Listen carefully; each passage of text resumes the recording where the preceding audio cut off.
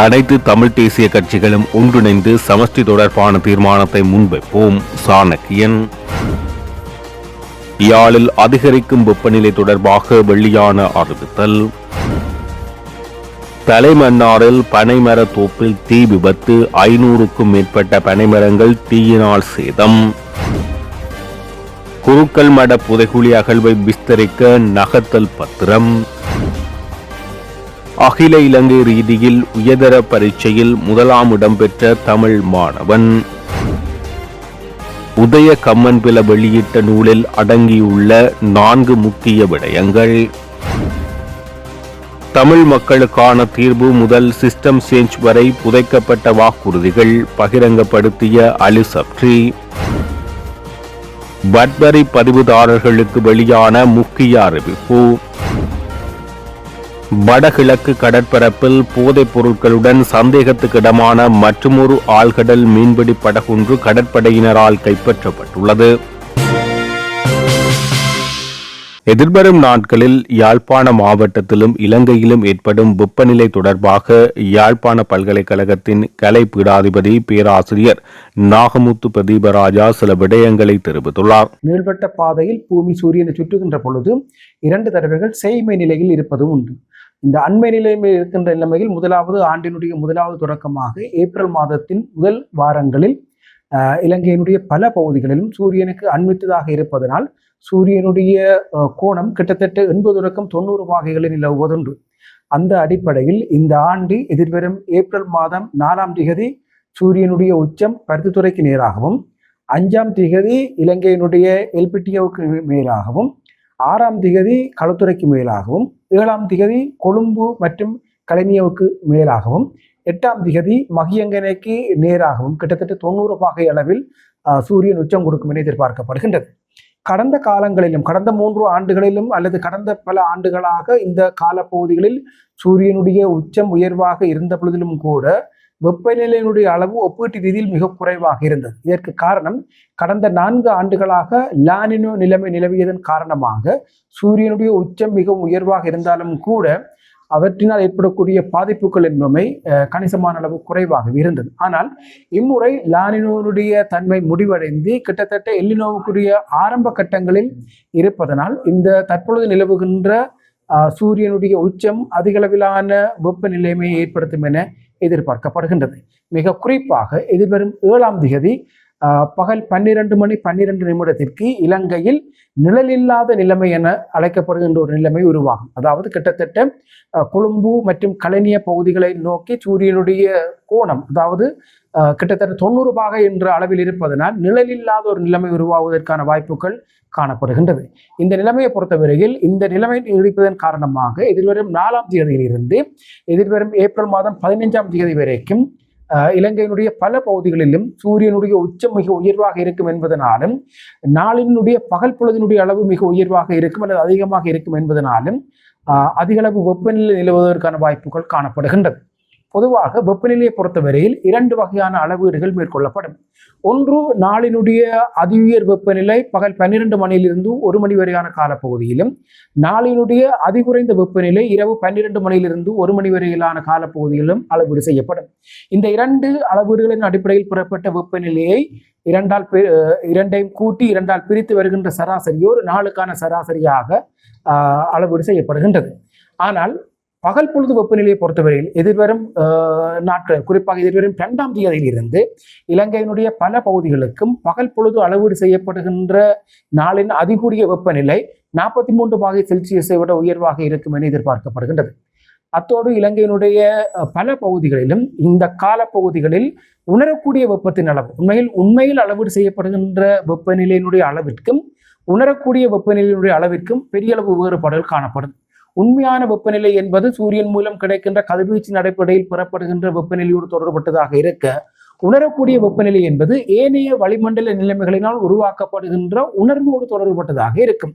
எப்பொழுதுமே உண்மையான வெப்பநிலைக்கும் உணரக்கூடிய வெப்பநிலைக்கும் இடையிலேயே மிகப்பெரிய வேறுபாடுகள் காணப்படும். ஆனால் அந்த அடிப்படையில் எதிர்வரும் 2ஆம் தேதியிலிருந்து எதிர்வரும் 15ஆம் தேதி வரையான பகுதிகளில் நாட்டின் பல பகுதிகளிலும் உணரக்கூடிய வெப்பநிலையினுடைய அளவு 48 பாகை செல்சியஸை விட அதிகமாக இருக்கும் என மதிப்பீடு செய்யப்பட்டுள்ளது. ஆகவே சூரியனுடைய உச்சம் உயர்வாக காணப்படுகின்ற அந்த காலப்பகுதிகளில் வளிமண்டல ஈரப்பதனுடைய அளவு மிக உயர்வாக காணப்படும் என்பதனால் அதிகூடிய அளவிலான வெப்பநிலை உணர்வதற்கான வாய்ப்புகள் காணப்படுகின்றது.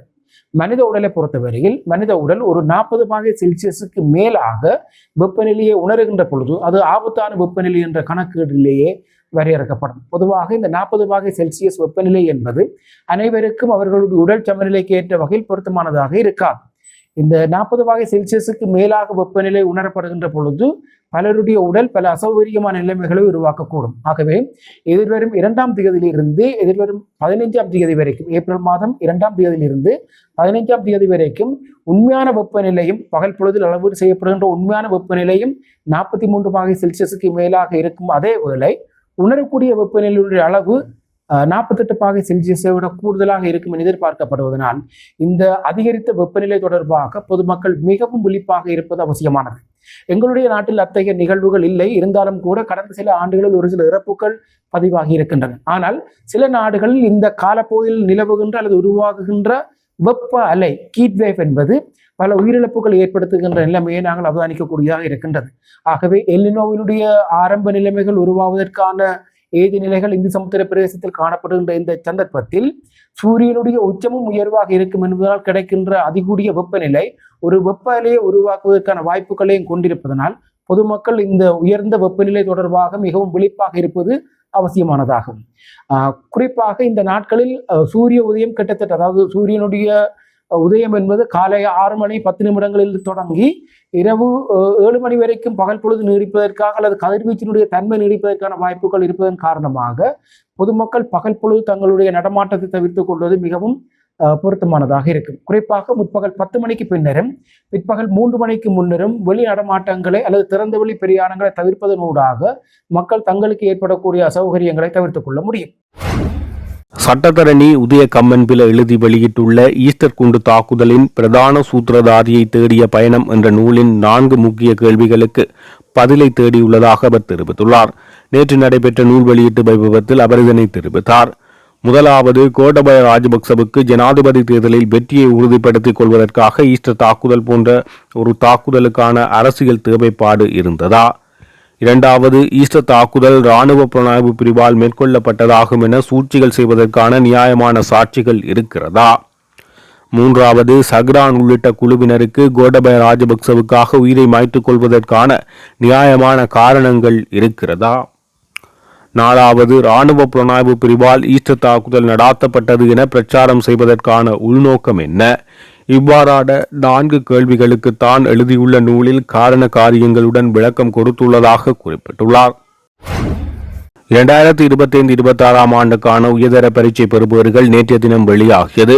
அதன்படி அகில இலங்கை ரீதியில் உயர்தர பரீட்சை கிளிநொச்சியைச் சேர்ந்த செய்வேந்திரன் திருக்குமரன் என்ற மாணவன் 1ஆம் இடத்தை பெற்றுள்ளார். இம்மாணவன் இயற்பியல் அறிவியல் பாடத்தொகுதியில் 3A சித்திகளை பெற்றுள்ளார். அதே நேரம் அகில இலங்கை ரீதியிலும் மாவட்ட ரீதியிலும் 1வது புள்ளியை பெற்றுக் கொண்டுள்ளார்.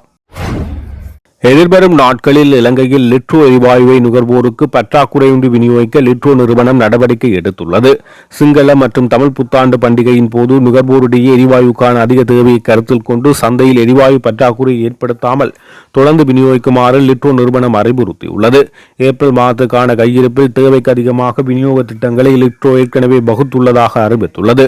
இலங்கைக்கு சொந்தமான 42,000 மெட்ரிக் டன் எரிவாயு டன் இருப்பதாகவும் மாலத்தீவில் நிறுத்தப்பட்டுள்ளதாக லிட்ரோ எரிவாயு நிறுவனம் தெரிவித்துள்ளது. ஏப்ரல் மாதத்துக்கு தேவையான பூர்த்தி செய்ய இந்த அளவு போதுமானது என லிட்ரோ எரிவாயு நிறுவனத்தின் தலைவர் சன்ன குணவர்த்தன குறிப்பிட்டுள்ளார். இந்த இருப்பை கூடிய விரைவில் நாட்டுக்குள் கொண்டுவர முயற்சி மேற்கொள்ளப்பட்டு வருவதாக தெரிவித்துள்ளார். அனைத்து பட் வரி பதிவுதாரர்களும் பின்பற்ற வேண்டிய புதிய வரிப்பட்டியல் வடிவம் மற்றும் அதன் விவரங்கள் தொடர்பான நடைமுறைப்படுத்தல் திகதியில் மாற்றம் செய்யப்பட்டுள்ளது. குறித்த விடயத்தை உள்நாட்டு இறைவரி ஆணையாளர் நாயகம் அறிவித்துள்ளார். 2025 ஆண்டு நவம்பர் மாதம் 17ஆம் தேதி இடப்பட்ட 2463 5ஆம் இலக்க விசேட வர்த்தமானி அறிவித்தலின்படி புதிய வரிப்பட்டியல் நடைமுறை 2026 ஏப்ரல் 1ஆம் தேதி முதல் நடைமுறைக்கு வர உள்ளது. இருப்பினும் தற்போது இந்த தேதி 2026 ஜூலை 1ஆம் தேதி வரை நீடிக்கப்பட்டுள்ளது. வரி செலுத்துவோர் புதிய நடைமுறைகளுக்கு தங்களை முழுமையாக தயார்படுத்திக் கொள்வதற்கும் தொழில்நுட்ப ரீதியான மாற்றங்களை மேற்கொள்வதற்கும் ஏதுவாக இந்த கால அவகாசம் வழங்கப்பட்டுள்ளதாக தெரிவிக்கப்படுகிறது. இதன் அடிப்படையில் ஜூலை மாதம் 1ஆம் தேதி முதல் அனைத்து வரி பதிவுதாரர்களும் வர்த்தமானியில் குறிப்பிட்டுள்ள புதிய நிபந்தனைகளுக்கு அமையவே வரி விலை பட்டியலை வழங்க வேண்டும் என்பது கட்டாயமாக்கப்பட்டுள்ளமை குறிப்பிடத்தக்கது. தலைமன்னார் போலீஸ் பிரிவில் உள்ள கட்டுக்காரன் குடியிருப்பு கிராம அலுவலர் பிரிவில் உள்ள பருத்திப்பண்ணை கிராமத்துக்கு அருகில் அமைந்துள்ள தனிநபருக்கு சொந்தமான பனைமரத் தோப்பில் நேற்று செவ்வாய்க்கிழமை காலை தீ விபத்து ஏற்பட்டது. இந்த தீ விபத்தில் சுமார் 500க்கும் மேற்பட்ட பனைமரங்கள் சேதத்துக்கு உள்ளாகியுள்ளன. எனினும் குறித்த தீ விபத்தில் உயிர் சேதமோ வீடுகளுக்கோ அல்லது சொத்துக்களுக்கு எந்த சேதமும் ஏற்படவில்லை. தீயினை கட்டுப்பாட்டுக்குள் கொண்டுவர தலைமன்னார் போலீஸ் நிலைய போலீசார், செல்வேரி ராணுவ முகாமில் உள்ள ராணுவத்தினர், தலைமன்னார் கடற்படை, மன்னார் மாவட்ட அனர்த்த முகாமைத்துவ உத்தியோகத்தர்கள் இணைந்து தீயணைப்புத்துறை அதிகாரிகளுடன் கிராம மக்கள் இணைந்து தீயை கட்டுப்படுத்தினர். குறித்த தீ நேற்று செவ்வாய்க்கிழமை மாலை 4 மணி அளவில் கட்டுக்குள் கொண்டு வரப்பட்டது. பனைமரங்களுக்கு பாரிய சேதங்கள் ஏற்பட்டுள்ளமை குறிப்பிடத்தக்கது. சிஸ்டம் சேஞ்ச் என்ற பாரிய எதிர்பார்ப்புடன் ஆட்சிக்கு வந்த தற்போதைய அரசாங்கம் நடைமுறையில் எந்தவொரு மாற்றத்தையும் காட்டவில்லை என முன்னாள் நிதி மற்றும் வெளிவகார அமைச்சர் அலி சப்ரி தெரிவித்துள்ளார். இது தொடர்பில் தொடர்ந்தும் தெரிவித்த அவர், ஒரு வருடம் கடந்து தமிழ் மக்களின் இனப்பிரச்சினைக்கு முறையானதொரு அரசியல் தீர்வை பெற்றுத்தர அரசாங்கம் தவறிவிட்டது என்பதை சுட்டிக்காட்டினார். காணாமல் ஆக்கப்பட்ட மக்கள் தொடர்பிலும் எவ்வித முடிவும் எடுக்கப்படவில்லை என்பதுடன் கடந்த கால வரி விதிப்பு முறைமைகள் மாற்றி மக்களுக்கு சலுகை வழங்குவதாக கூறி ஆட்சிக்கு வந்தவர்கள் தற்போதைக்கு பொருளாதார நெருக்கடிக்கு ஏற்றவாறு மக்களுக்கு எவ்வித தீர்வுகளையும் வழங்கவில்லை என்பதையும் அவர் தெரிவித்தார். ஊழல்வாதிகளை கைது செய்வதாக கூறி சின்ன மாற்றங்களை செய்துவிட்டு பாரியளவில் எதையும் அரசாங்கம் கண்டுகொள்ளாமல் இருப்பதை அவர் இதன்போது சுட்டிக்காட்டினார். வடகிழக்கு ஆழ்கடலில் போதைப் பொருட்களுடன் பயணித்ததாக சந்தேகிக்கப்படும் ஆழ்கடல் மீன்பிடி படகொன்று கடற்படையினர் முன்னெடுத்த விசேட நடவடிக்கையின் போது கைது செய்யப்பட்டுள்ளது. மேற்படி ஆழ்கடலில் வைத்து கைது செய்யப்பட்ட சந்தேகத்துக்கிடமான மீன்பிடி படகு மேலதிக சட்ட நடவடிக்கைகளுக்காக கரைக்கு அழைத்து வரப்பட்டுள்ளதாக கடற்படை ஊடகப் பிரிவு அறிவித்துள்ளது.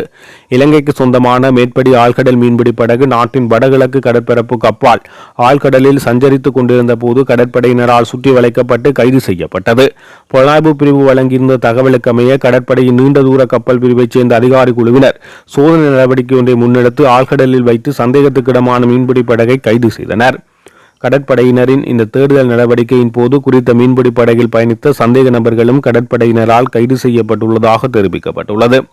கைது செய்யப்பட்ட ஆழ்கடல் மீன்பிடி படகில் போதைப் பொருள் அடங்கியது என சந்தேகிக்கப்படும் பொதிகள் மீட்கப்பட்டுள்ளன.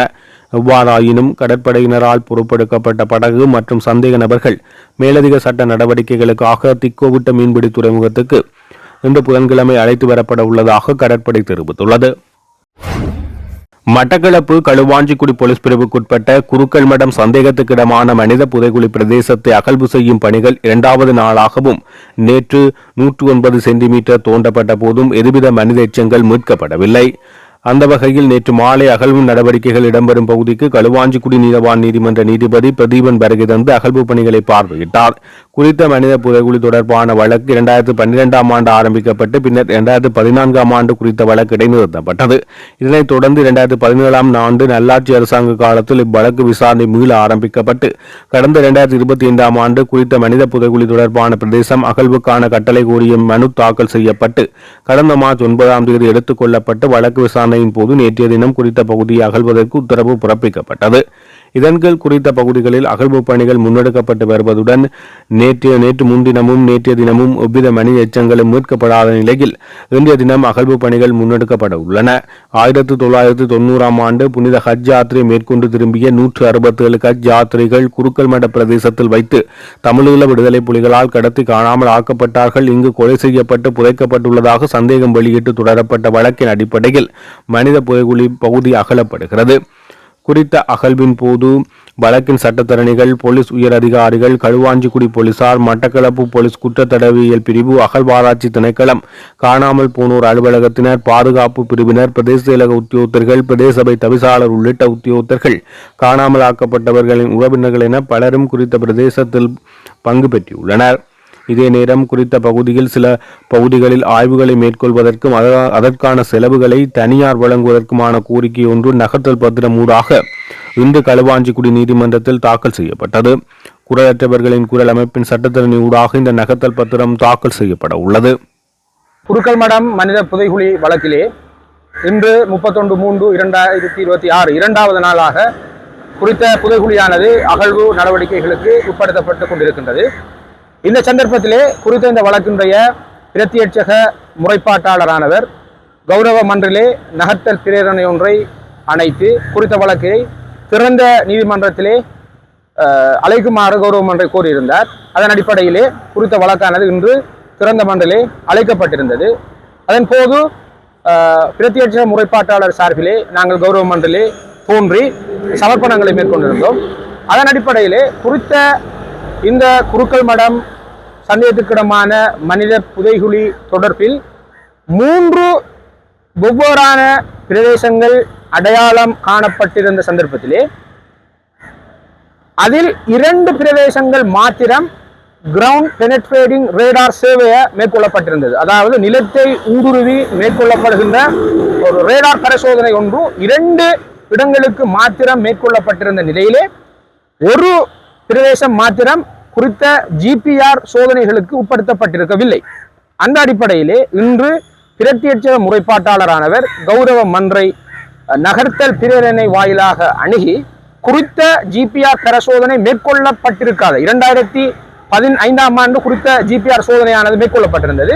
அவ்வாறு மேற்கொள்ளப்பட்டிருக்காத அந்த ஒரு பிரதேசத்தையும் தான் தன்னுடைய சொந்த செலவிலே ஜிபிஆர் பரிசோதனை மேற்கொள்வதற்கு தயாராக இருப்பதாகவும் அது தொடர்பிலே எழுகின்ற சகல வகையான செலவினங்களை பொறுப்பெடுப்பதாகவும் தமக்கு இந்த வழக்கிலே குறித்த அந்த கிரவுண்ட் பெனட்ரேட்டிங் ரேடார் நிலத்தை ஆழ ஊடுருவுகின்ற அந்த ரேடார் சோதனையை மேற்கொள்வதற்கான உபகரணங்களை கொழும்பிலிருந்து கொண்டு வருவதற்கான தோதான ஒரு கட்டளையை ஆக்குமாறும் கோரியிருந்தார். குறித்த இந்த வழக்கிலே பிரத்யட்ச முறைப்பாட்டாளரினுடைய சமர்ப்பணங்களையும் கோரிக்கைகளையும் கூர்ந்து அவதானித்த மன்றானது அதில் பொதிந்திருக்கின்ற நியாயத்துவங்களை கருத்திலே கொண்டு குறித்த அந்த ஜிபிஆர் உபகரணங்களை கிரவுண்ட் பெனட்ரேட்டிங் ரேடார் அந்த உபகரணங்களை அவருடைய சொந்த முறைப்பாட்டாளருடைய சொந்த செலவினங்களிலே கொண்டு வந்து அந்த சேவையார் பண்ணப்படாத எஞ்சியிருக்கின்ற அந்த ஒரு பிரதேசத்தை மாத்திரம் பெனட்ரேட்டிங் ரேடாரை பயன்படுத்தி சேவையை பண்ணுவதற்கு அளவீடுகளை மேற்கொள்வதற்கு உரிய கட்டளைகளை இன்று ஆக்கியிருக்கின்றது. அந்த அடிப்படையிலே இன்னும் ஒரு சில தினங்களுக்குள்ளால் குறித்த அந்த நிறுவனத்தை இந்த முறைப்பாட்டாளர் அணுகி அவருடைய சொந்த செலவினத்திலே அந்த உபகரணங்களை கொண்டு வந்து மீதமாக இருக்கின்ற அந்த பிரதேசத்தையும் சேவை ஸ்கேனிங்குக்கு உட்படுத்த இருக்கின்றார் என்ற இந்த செய்தியை நாங்கள் இந்த சந்தர்ப்பத்திலே பதிவு செய்து கொள்ள விரும்புகின்றோம்.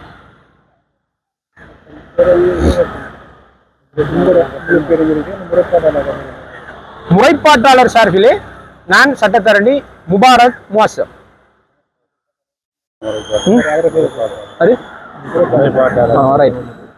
அப்துல் மஜீத் முகமது ரவுஃப். முறைப்பாட்டாளர் அப்துல் மஜீத் முகமது ரவுஃப் சார்பிலே சட்டத்தரணி முபாரக் முவாசம்.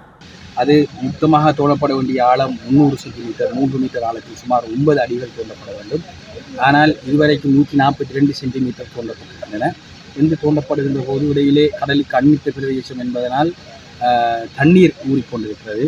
அதனை என்ன செய்வது என்பது சம்பந்தமான ஏற்பாடுகளும் நடந்து கொண்டிருக்கின்றன. இதுவரைக்கும் தோண்டப்பட்டவற்றில் எந்த விதமான அடையாளங்களும் இருப்பதாக தெரியவில்லை. ஆனால் மீண்டும் இந்த தோண்டுதல் நடவடிக்கைகள் செய்யப்பட்டிருக்கின்றன.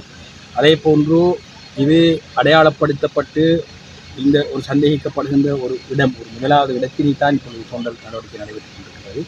இதை போன்று இன்னும் 1-2 இடங்கள் இருக்கலாம் என்று சந்தேகிக்கப்படுகின்றது. அதனைத் தொடர்ந்து அந்த இடங்களையும் நாங்கள் தோண்டுவதற்கான முன் நடவடிக்கையாக அந்த இடத்தினை ஸ்கேன் செய்வதற்கான அனுமதியினை இன்று கௌரவ நீதவான் நீதிமன்றத்தில் இன்று கொண்டு கொண்டிருக்கு. அதற்கான அனுமதி எங்களுக்கு கிடைத்திருக்கிறது இன்னும் ஒரு இடத்தினை தோண்டுவதற்கு. அதே போன்று இது சம்பந்தமான வேறு இடங்கள் இருந்தாலும் குறிப்பிட்ட அந்த ஸ்கேன் மெஷினை கொண்டு வந்து அதனை முதலிலே ஸ்கேன் பண்ணி அந்த இடத்துக்கு கீழே ஏதாவது பிரச்சனைகள் இருக்கிறதா, ஏதாவது தடங்கல்கள் இருக்கிறதா, மாற்றங்கள் இருக்கிறதா என்பதனை அவதானித்து அதன் பிறகு அதற்கான கட்டளைகள் ஆக்கப்படும். ஆகவே இந்த நடவடிக்கை, இந்த தோண்டல் நடவடிக்கை என்பது ஒரு தொடர்ச்சியான நடவடிக்கை. இலங்கையிலே இதுவரைக்கும் தோண்டப்பட்டிருக்கின்ற மனித படுகொலைகள் எதேச்சையாக திடீரென்று ஒரு சம்பவம் நடைபெற்ற போது எலும்புகள் வெளியே வந்ததன் பிறகு இடம் அடையாளப்படுத்தப்பட்டு தோண்டப்பட்டதாக இருந்து வருகிறது.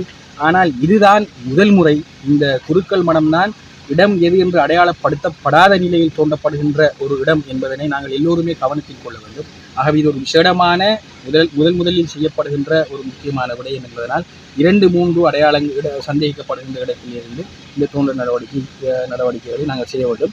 காரணம் என்னவென்றால் குருக்கள் மடம் இந்த சம்பவத்தில் 1990 கால பகுதிகளிலே வலிந்து காணாமலாக்கப்பட்டவர்கள் இந்த இடத்திலிருந்து அங்கிருந்து சாய்த்து கொண்டு வரப்பட்டு பலவந்தமாக தள்ளி கொண்டு வரப்பட்டு இங்கே கொலை செய்யப்பட்டு புதைக்கப்பட்டிருக்கிறார்கள். அந்த கொலை செய்யப்பட்டு புதைக்கப்பட்டவர்கள் எவருமே வந்தவர்கள் எவருமே மீண்டும் உயிரோடு திரும்பி போகவில்லை. அதனால் இதிலே எந்த இடத்தில் இவர்கள் புதைக்கப்பட்டிருக்கிறார்கள் என்பது சம்பந்தமான பல கருத்துக்கள் இருக்கிறது. ஸோ அதனுடைய மிகவும் பூரணமான நம்பத்தகுந்த கருத்துக்களை வைத்துத்தான் 1-2 இடங்கள் அடையாளப்படுத்தி இருக்கின்றோம். அதனால் இந்த நடவடிக்கை ஒரு தொடர் நடவடிக்கையாக நடைபெறும். இந்த இடத்திலே எந்த விதமான அடையாளங்களும் இல்லை என்றால் இன்னும் 1-2 இடங்கள் அடையாளப்படுத்தப்பட்டிருக்கின்றன. அதனை ஸ்கேன் பண்ணி அதனை தோன்றுவதற்கான நடவடிக்கைகளை செய்து கொண்டிருக்கிறோம். குரல்கள் இயக்கம் இந்த விடயம் சம்பந்தமாக தொடர்ச்சியாக பாதிக்கப்பட்டவர்கள் சார்பாக நாங்கள் செயற்பட்டு கொண்டிருக்கின்றோம். பாதிக்கப்பட்டவர்களுக்கான நீதி கிடைக்கும் என்பதிலே எங்களுக்கு நம்பிக்கை இருக்கிறது.